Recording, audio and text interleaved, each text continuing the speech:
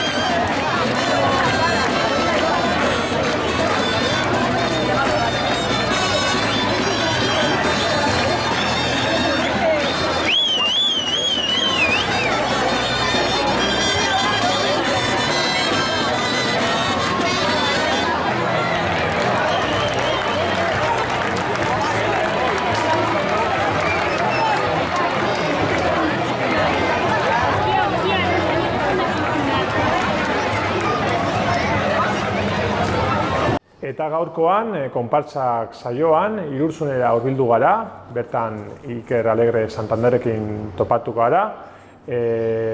Momentu hauetan, Irurzungo konpartsako kide dena. Konta iguzu, noiz sortu zen bertako konpartsa? Bueno, Irurzungo erraldoien konpartsa sortu zen hor 1983 urtean. Irurtzunen sortu zen olako udaletxean zeuden kultur batzordean sortu zen olako mugimendu pixket. Irurtzungo jaietan ez zegoela goizetan ez zegoela aktibitaterik umeendako eta animatu ziren. Eta sortu hasi ziren guraso egiten artean eta jendeen artean, sortu zuten olako dinamika bat eta hasi ziren erraldoien konpartsa sortzen. Eta zer dakigu hastapen horietaz, nolakoak izan ziren? Bueno, pues, izan ziren herriko jendearen artekoak, dantzaria, jendea josteko, eta beste taldetxo bat egin zuten, eta Irurtzungo festetan ateratzen ziren.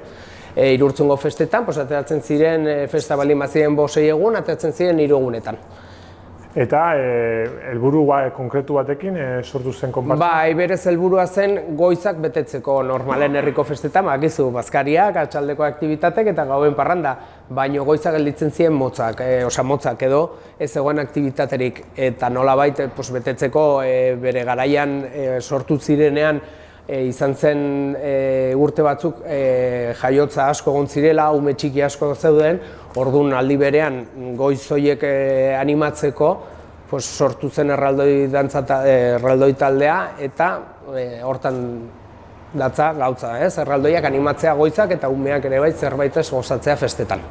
Txoritxo batek erran digu, zuk konpartsak izan duen eboluzio hori zuzenean bizi izan duzula, ezta? Bai, ni berez 82koa naiz, orduan gurekin da, hurrengo urtean izan ginen lehendabizikoa disfrutatu ginena erraldoietaz.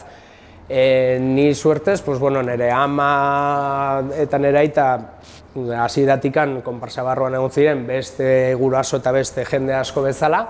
Nire aita ere bai gaita ikasi zuen, urte aurrera junda, eta orduan txikitatik sartutago naiz konpartsan. Herriz herri, Irurtzungo jaietan, buru handiak eraman nituen, gero hasi nintzen beste gauz batzutan, adinakin gora beste gauz batzutan, baina orain aita izan naizela berriro ere konpartsa ikusi naiz sartuta.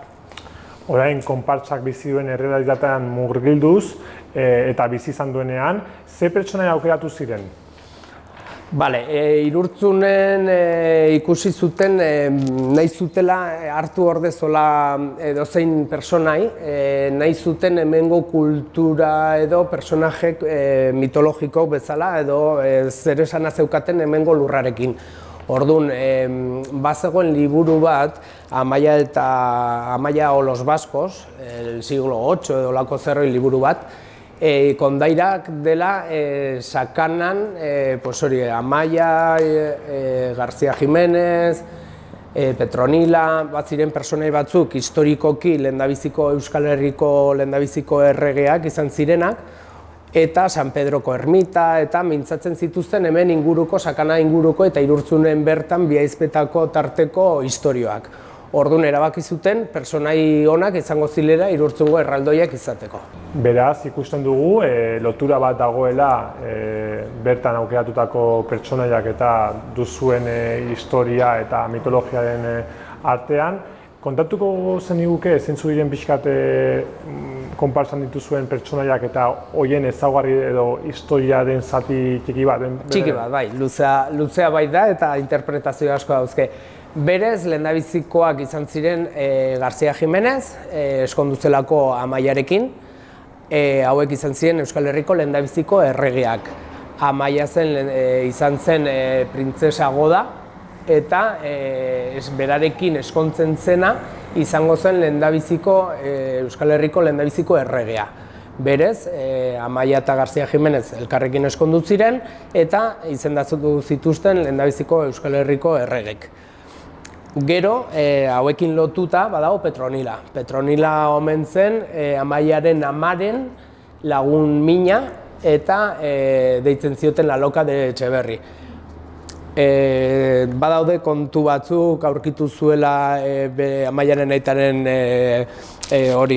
gauz eskutuk eta batzeukan brazalete bat, aurkitu zuen brazalete bat, eta Amaiari jaio zenean, Amaiari eman zion brazaletea.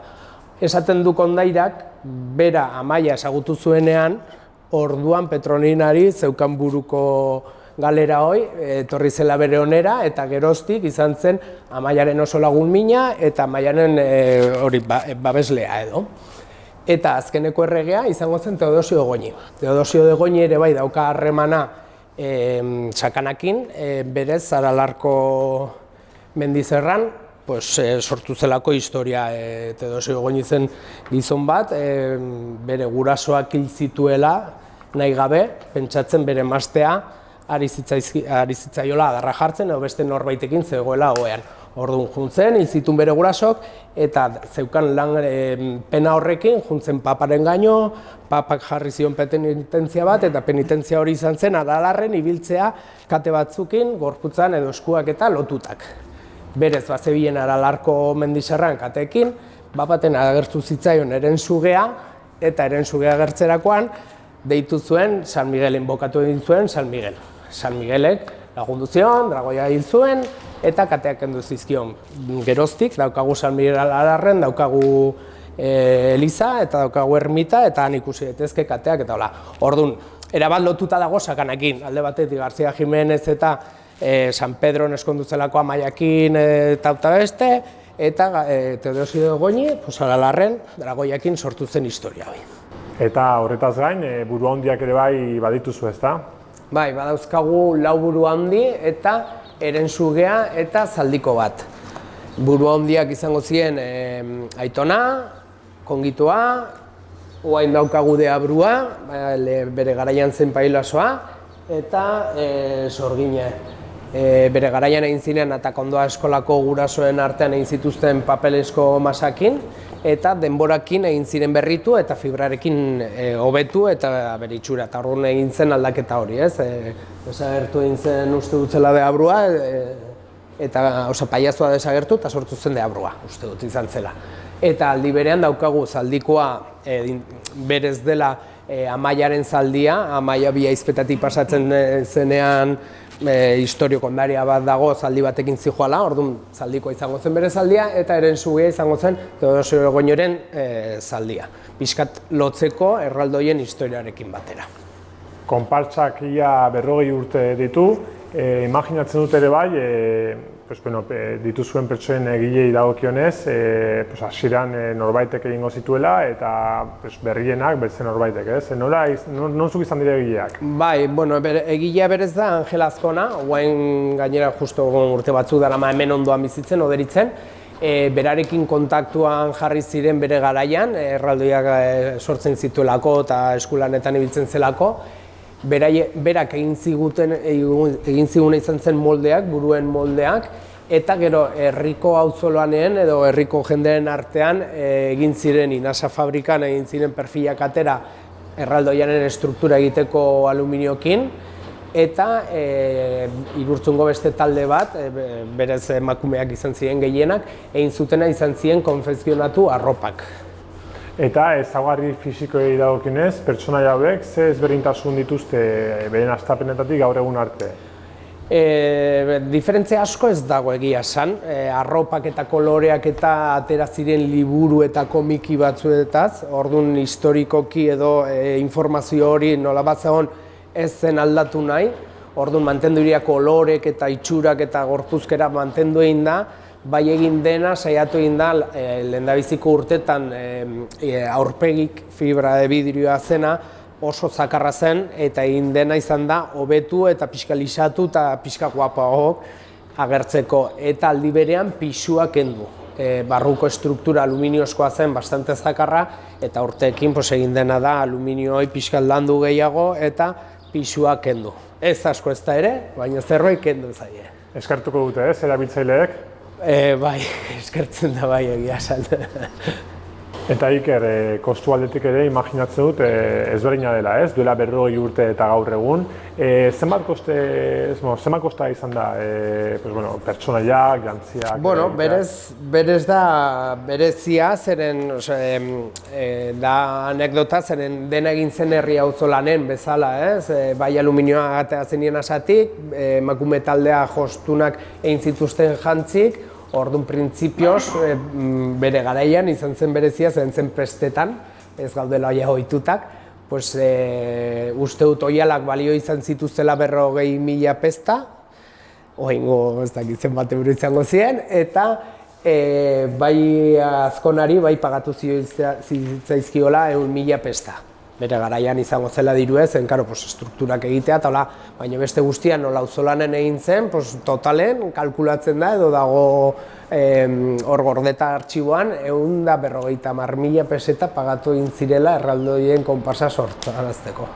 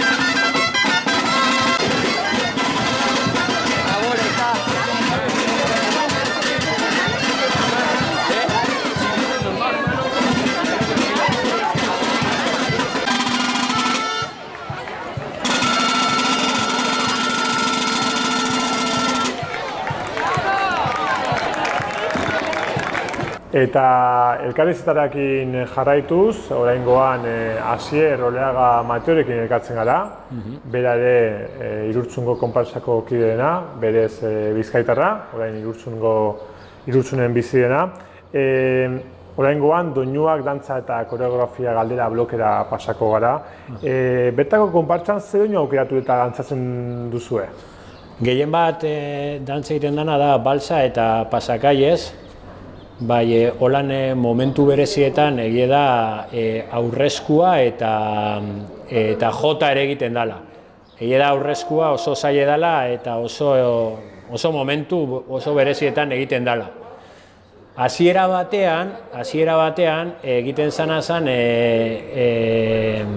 herriko txistulariekin urteten zen, ez?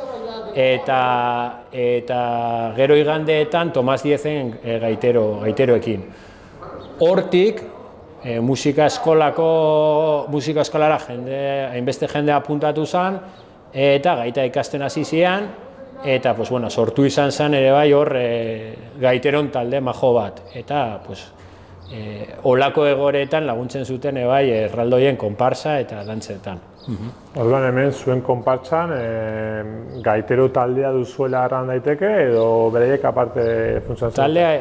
Talde ezberdine da, baina kabun azkenean herrien erakunde edo elkarte kultural guztik daude uztartue, daude bat eginik eta gauza asko batera egiten dira. Orduan badirela iauteriak, badirela jaiak edo esen ekitaldi kultural batera egiten dire aktuazio horiek, ez? Eta baduzuen dantza errepertorio horreri horren inguruan galdetuz, nora sartzen dituzue edo ze koreografia, nora lantzen dituzue koreografia? Oso anitzak dire eta asko daude. Azkenean hasten gara balsa eta ritmoa apurke hartzen, eta hortik norberaren mailaren arabera badoa koreografia zailtzen edo perfekzionatzen, ez? Eta gero eta koreografiak zailagoak eta egiten. Eta koreografiak asko hartuteko beste konparsa batzuetatik karriak izan dire, ez? Eta holan sortzen dire, baina berez dantza mota asko daude, koreografia mota asko daude. Asier, zein da Irurtzungo konpartsan duzuen urteko agenda edo ekitaldiak?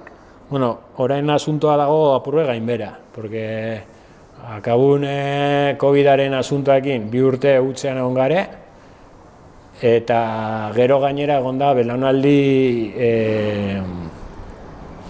urraketa bat, porque asko joan dire zahartzen eta berriz hande jende gaztea eta hor gaude momentu horretan. Ni adibidez orain sartu naz, naiz eta oso gazte ez izan, eta orain hau ikasten, eta ni bezala badire asko. Orduan,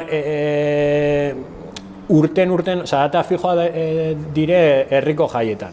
San Martinak eta udako jai handietan, uztailan direnak. Eta hortik harago,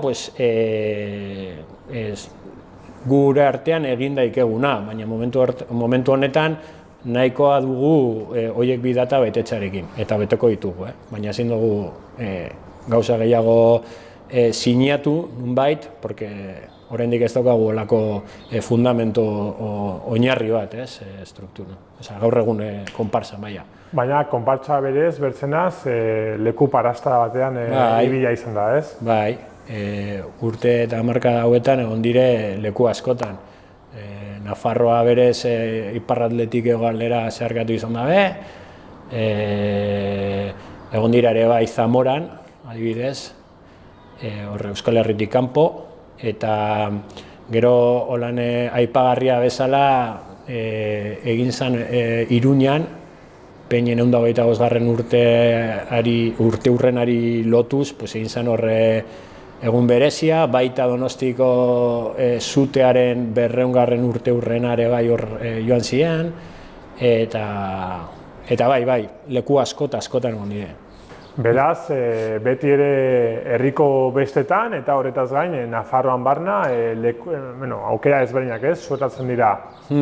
Bai, lehen esan dodazen Nafarroko zenbait herriekin egin izan dire elkartasun egunak bezala, nun eurek etorten zian gure herriko egun handian igandean, eta horre egiten zen egun polita, eta gu kontran, hori bueltan emoteko, joaten zen, konpartsa joaten zen, euren herrietara, euren herrietan aktuazioa egiteko, ez? Eta hori herri askokin egin izan da, bai. Asier, gai ez pixkat aldatzen, konpartsa kaleratu izan den momentu horietan, koronavirusa baino lehenagoko garai horietan, zein da herriaren eta konpartsaren arteko lotura, ikusten zuen lotura hori? Bai, dago kriston lotura dauka.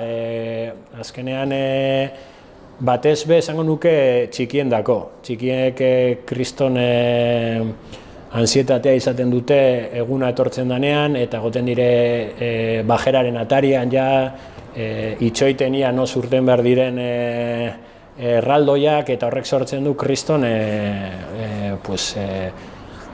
ilusioa eurekan, eta horrek akabun kutsatzen du beste jendean, ez? Orduan nik uste oso lotua dagoela Irurtzun eta erraldoiak. Adibidez, 2 urte beltz hauetan, bai egon direla hemen nolabait ari hori ez apurtzeko, herria eta erraldoien artean, bai egin izan direla, kalera urteten utzi digutenean, egin izan direla hemen erraldoien bizita eta ikusteko, eta txikitsuak etorten ziren, eta oso importantea da lehen esaten nuenagatik, porque azkenean behar dire ere bai belaunaldi berriek. Hau 55 kiloko erraldoia die eta kriston pisaka eta urte gora egin ala, zailago izaten da, eta behar die odol barri, ez? Orduan, deialdia egiten dugu, ez? Bai, batez beho hain. Gazte gutxi gare, 30 urtetik berakoak, esango nuke ez dagoela ezta bat, eta behar da, porque pena handia litzake olako panpin politak, ez? Esateatzeana. Oraingoan, zuen konparsa gaur egun bizi duen egoera aztertuko dugu pixka bat. Momentu hauetan, zenbat partaide zaudete?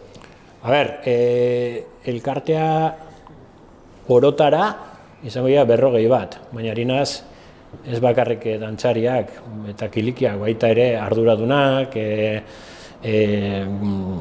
gauzak antolatzen dauzen guztiak, hor jende asko dago, igual veteranoago direnak ebai, eta horiek guztira izango dire 40 bat. Konpartsa bat aurrera ateratzeko lan hauniz badira, ez? Hor atzekaldean, ez da bakarrik? Bai. Azkenean gauza bat da gu astean behin, hilabetean behin, lotzea ensaioa egiteko, eta gero beste gauza bat da jende egon behar dela atzetik, tantzak antolatzen, jantziak ebai prestatzen, dantzarien neurriak hartuten, mila gauza dago, arropa ere apurtzen doie, eta gauzak hor badago ere antenu lan bat, eta bai, kriston lana da, danak musutruk egiten dabe, eta herriatik eta herrian dako egiten da, osea, bai.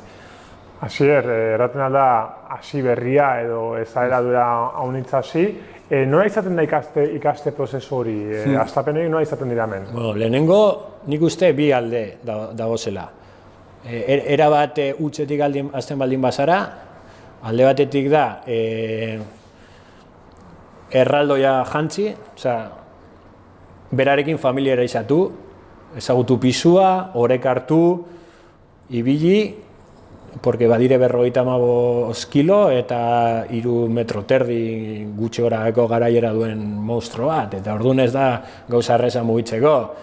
Baina ez dozu ikusten, kaletik zoiez, umea daude, badaka bere arriskua hori alde batetik, eta gero ez alde batetik dantza, balsa ikasten, eta orduan lehenengo, nik uste, nire prozesu izan da hola, ni lehenengo atera izan dute erraldoia, ibiliz, kaletik, hori ere egin behar dela, eta orain hasi naz, dantza egiten, balsa ikasten, eta perfekzionatzen, gero ja, bi gauza egiteko. Prozesua, bakoitzaren arabera, duen doaitasunen arabera. Niek gasuen, hilabete batzuk. Eta ekitaldi batean, Asier, erraldoi batek zenbat erabiltzaile behar izaten ditu? Hombre, aproposena litzake erraldoi bakotxetik hiru persona gotea. Akabun honek asko nekatzen da, eta jendean interkambioa beharrezkoa da, eta hori da egokiena, beti ezin da, eta gure gauran gutxio, porque oso gitxi gara, baina minimobi bai, minimobi, eta kilikietan bi ere bai, esango nuke. Asier, zeintzu dira, bueno, hola Ihurtzungo konpartsan edo edozein herritako konpartsa batean sartzeak ekartzen dizkizun alderdi onak edo zergatik sartzen zara horretako?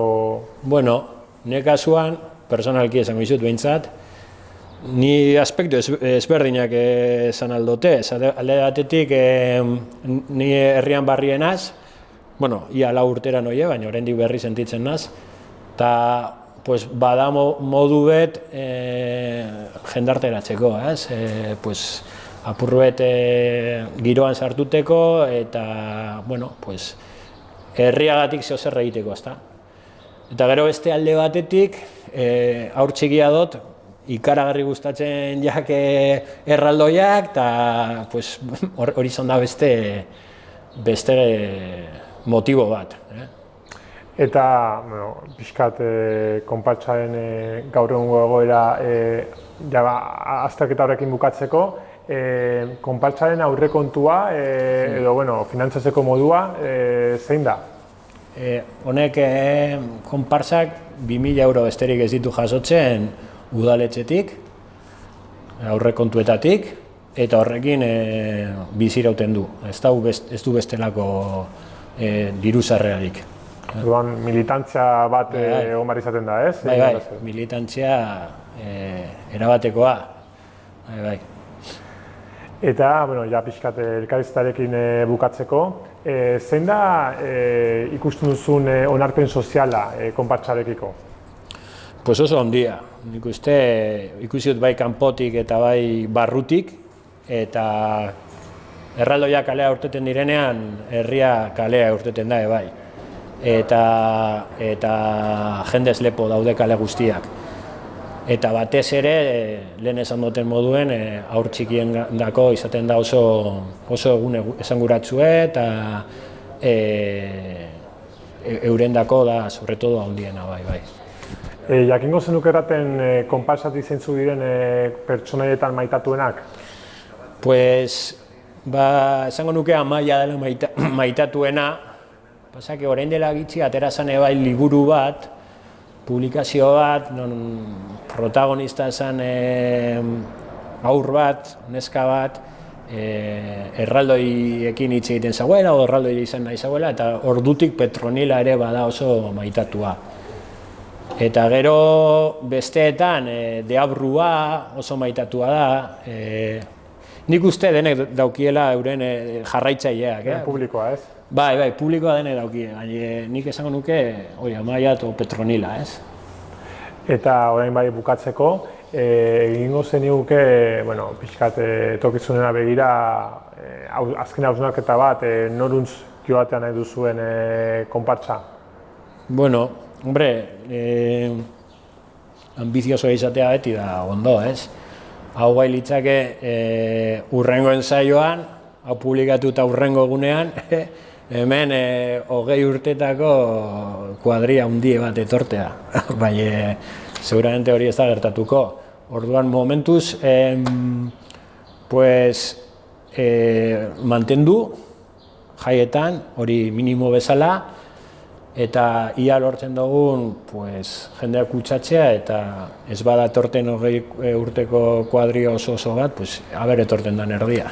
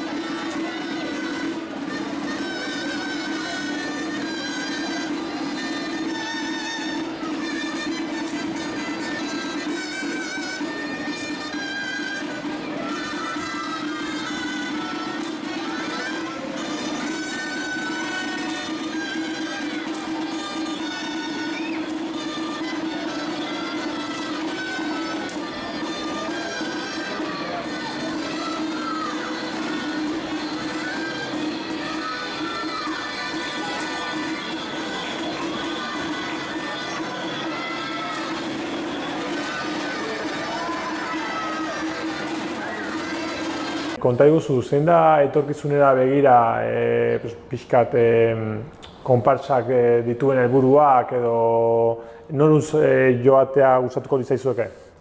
A ber, helburua izango zen mantentzea herriko jaiak ez galtzea, zen pandemia baino lehenago izan azkeneko urtea, orain dela 2 urte oso larri ibili ginen, inkluso ez ziren erraldi guztia, bakarrik bikote bat eta egin nun, jende gutxi ginelako, eta lehendabiziko helburua da festak mantentzea. Uztaileko festak eta San Martineko jaiak, Irurtzungoa dienak, 3-4 egun horiek ateratzea, konparsa pertson minimo batekin, 4 erraldoiak, ilikiak, zaldikoak. Hori alde batetik, bestetik politia izango zen jendea ikustea, jende gaztea, ikustea hau dela Irurtzunen beste aktibitate bat, elkartzen gelago saltzera, bazkaltzera, gero elkarrekin ateratzen garela, orduan hor sortzen den giro polit horrekin ateratzea beste herri batzuetara lehengo garaitan egiten zen bezala. Hau da, urtean behin edo bitan, Nafarro mailan, Euskal Herri mailan ateratzea beste herriko plazetara eta ezagutzera ematera Irurtzungo erraldoi konparsa eta aldi berean jasotzea bueltan trueke hori, erraldoi konpartsa kanpokoak etortzea Irurtzunera igandean izaten da hoi da, hola izatea igandean egun polit bat. Bai erran behar da, hurrengo urtean egiten dutela 40 urte, barkatu, egiten ditugu 40 urte, orduan bai egongo zen oso ongi izatea egun bat polita. Ez dakit festen barrun, kanpon, baino kanpoko konparsak edo etortzaraztea. Hortako guke bai, konparsa bezala, kanpora joan behar gera, beraiek gero etortzeko onuntza. Orduan polita izango zen jende gaztea, neska zein mutilak, zen pixua bada, baino lan asko daude. Errepikatzen dugu, deialdia egiten dugu, ez?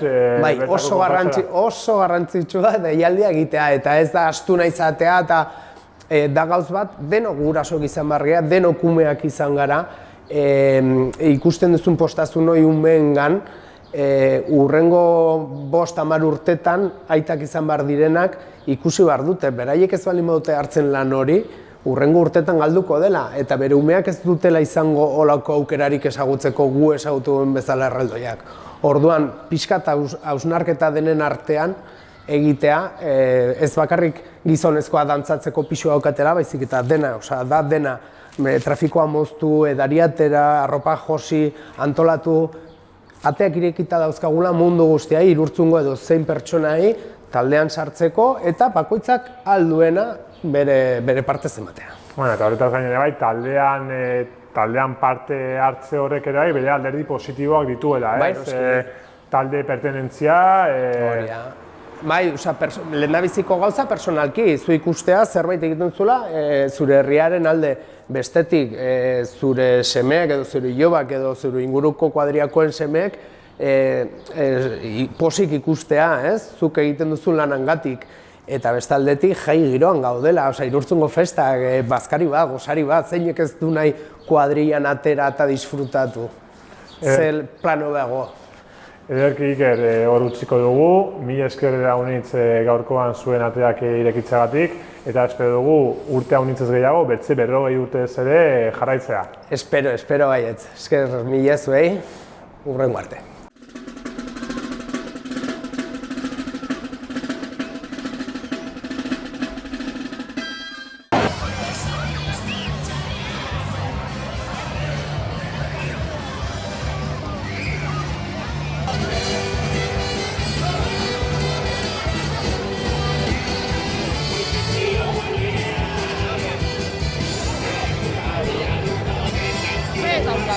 Ya. ¿Te lo he visto?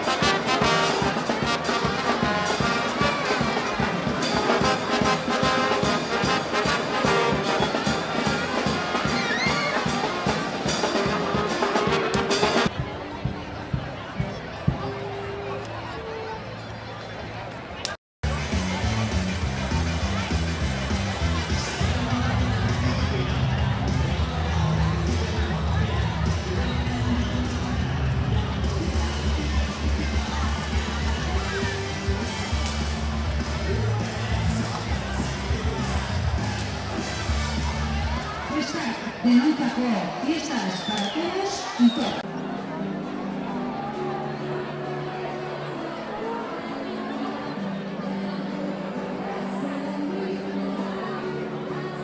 Eta iruztunga zara?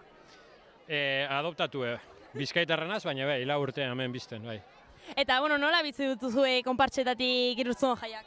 Ba, ni ilusio handiagaz, barrienaz, aurten, da, holan, hasi geran zalantzegaz, ibilinaz, bai, gustora, eta bain gehiago. Artera gara jaietan, eta bai. Orduan, zure lehenengo...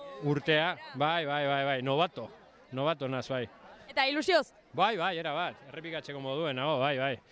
Bainik teknika asko hobetu beharra dut, baina, bueno, bagoiez. Dantzatuko dituzu erraldoiak? Oain, ontxe bertan ningo dantza, aurreneko dantza, bai. Bueno, eta imaginatzen dut Bizkaian ere erraldoiekin ibiltzen zinela, ez? Ez. Ni gaine hor ez dago olako iturarik, Bizkaia aldean. Nik badakit dauzela, bai ez dago olako iturerik. Bale, ba, mila esker eta ondo pasa zuren. Ale, zeuei, ale.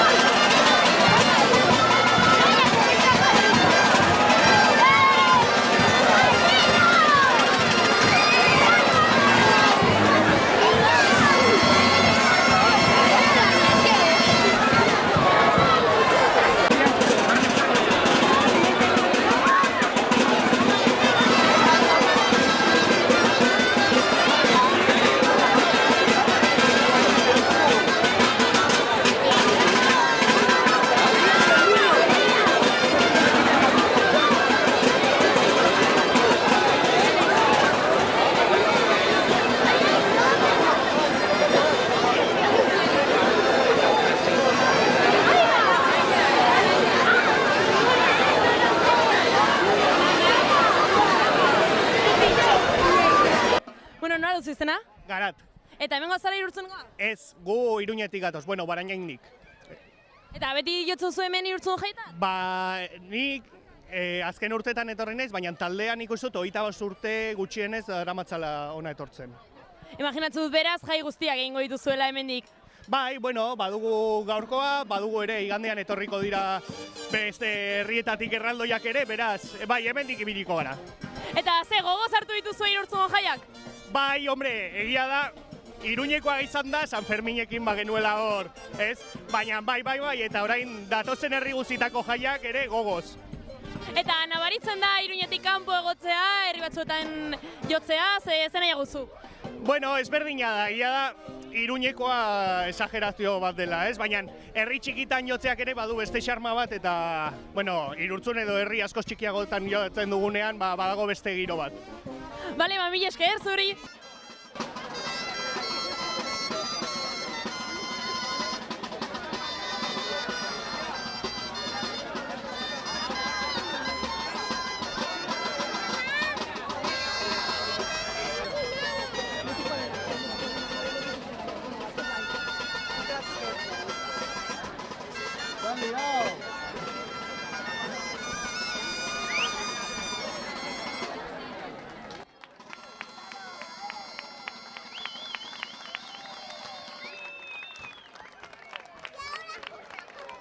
Bueno, kaixo, nola duzu izena? Hasier, Eta zure kilikiak? Aitona. Eta ze nola bizitzen du kiliki batek Irurtzungo jaiak? Bueno, gaur, bero handiarekin. Eta gogoak zen dituzten festak bueltatzeko? Bai, bi urte festak ez izan ez gero, pues bai. Eta ze egiten duzu kilikiak hemen? Pues, hauen bila joatea eta...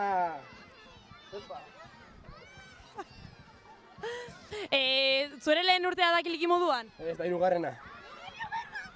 Eta, bueno, kilikia eramateaz aparte ze gehiago egiten duzu Irurtzungo jaietan? Pues, lagunekin ateratzea eta ondo pasa. Eta zer da gehien gustatzen zaizuna hemen goti? Bueno, pues, kilikiak eramatea eta jendea, ez? Jende asko etortzen da eta ondo goten gara, guztio batera. Ze presaude asko korrika egiteko? Bai, bai. Gero zezentzuzkoarekin berriro. Bueno, ba, mila esker, eta ondo pasa. Asko, Animo!